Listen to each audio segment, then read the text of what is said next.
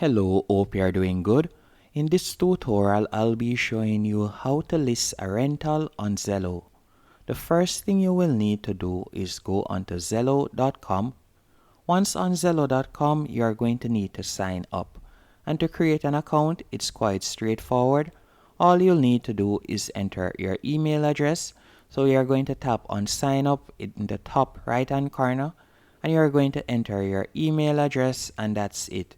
You can sign up using your Google account or your Facebook account. Once you have done that and you're on this page, all you'll need to do is go over to the top right hand corner, and you're going to tap on manage rentals. Then you're going to select my listings. So you're going to tap on that. Once you have done that, you are going to be redirected to a new page.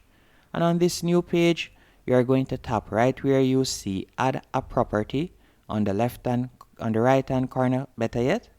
So you are going to tap on add a property. Once you have done that, you'll be redirected to this page, and you are going to enter your first and last name. Let me do that real quick so you can enter your first and last name. Then you are going to describe whether you're a landlord or you're a property manager. Then you are going to enter the amount of properties that you have. So let's say, for example, 1. Then I'm going to tap on next in the bottom right hand corner.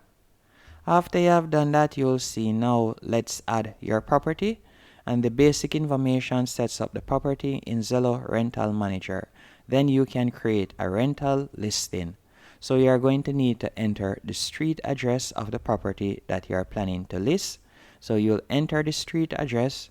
Then you are going to enter the property type, whether it is a house, condo, or apartment, townhouse, or entire apartment community. Then you are going to enter the amount of units, and you'll also see the option. This is a room for rent with a shared living space.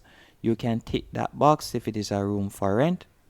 Then you are going to tap on next in the bottom right hand corner. After doing tap on next, and from there you'll be prompted to enter some pictures of the property, and that's basically it.